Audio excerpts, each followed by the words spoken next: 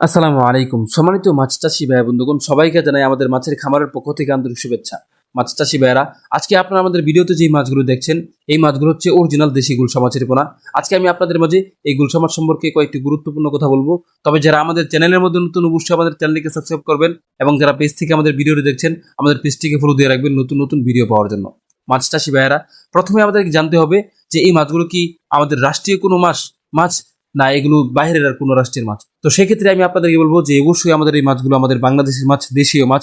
এই মাছগুলো আমাদের বাংলাদেশের একটা সময় খালে বিলে জেলে অনেক পরিমাণে পাওয়া যেত, কিন্তু এখন এই মাছগুলো পাওয়া যাচ্ছে না। তো এই বিষয়টির প্রতি লক্ষ্য রেখে আমাদের বাংলাদেশের মৎস্য অধিদপ্তর যে কাজটি করেছে, তারা গবেষণা করে এই মাছগুলো কিভাবে চাষ করতে হবে সেই বিষয়টি তারা আমাদেরকে জানিয়ে দিয়েছে। আমি আজকে আপনাদেরকে সেই বিষয়গুলো বলবো। তার মধ্যে সর্বপ্রথম হচ্ছে যে আমরা জানি যে আমাদের বাংলাদেশের মধ্যে মাছ চাষের ক্ষেত্রে বিভিন্ন প্রকার নতুন শ্রেণীর মাছ যুক্ত হচ্ছে। তার মধ্যে প্রথম রয়েছে আপনার গুলশা, এরপর তারাবাইম, এরপর কুরাল, এরপর আরই বা আইর। বিভিন্ন ধরনের মাছ কিন্তু আমাদের বাংলাদেশের চাষের ক্ষেত্রে যুক্ত হচ্ছে। তো সেইগুলো মাছের মধ্যে সব থেকে সহজ পদ্ধতিতে যে মাছগুলো চাষ করা যায় সেটাই হচ্ছে আপনার গুলশা মাছ। এই মাছগুলো আপনার বাংলা যত মাছ রয়েছে, আপনার রুই, কাতল, মৃগেল, এই মাছগুলোর মতোই কিন্তু আপনি এই মাছগুলো চাষ করতে পারবেন।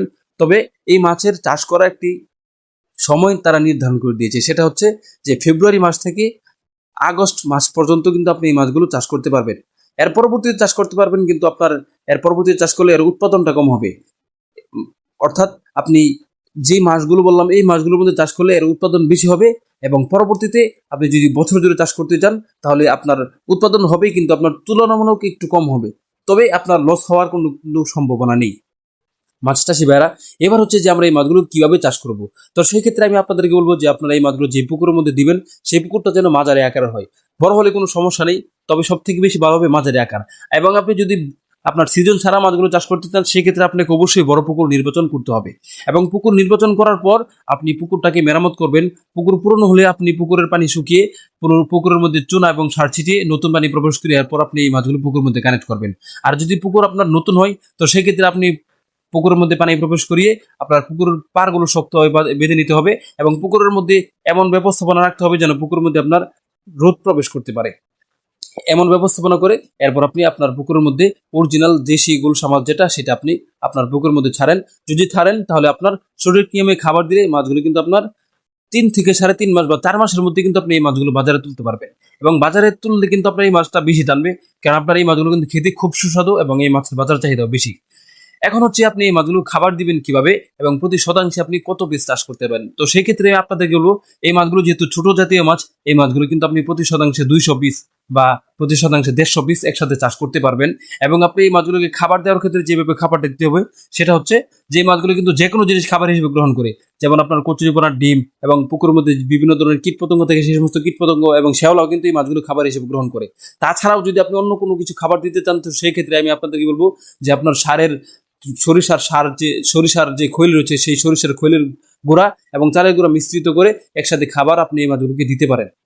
এবং তাছাড়া আপনার বিভিন্ন আপনার ফিড নার্সারির মধ্যে যে সমস্ত খাবার রয়েছে, যেমন বাসমান ফিড, এই জাতীয় জিনিসও কিন্তু এই মাছগুলো খাবার হিসেবে গ্রহণ করে।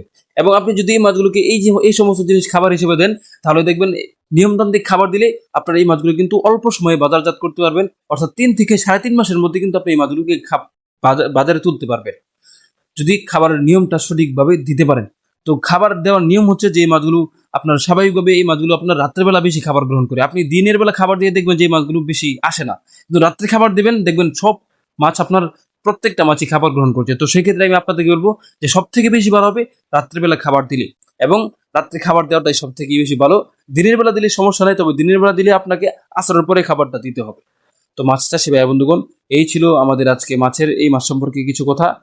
এই মাছ সম্পর্কে আরো বিস্তারিত জানতে চাইলে আমাদের হোম স্ক্রিনে দেওয়া নম্বরে যোগাযোগ করতে পারেন, এবং যে কোনো মাছের পোনা ক্রয় করতে চাইলে আমাদের কাছ থেকে যোগাযোগ করে নিতে পারেন। ধন্যবাদ সবাইকে।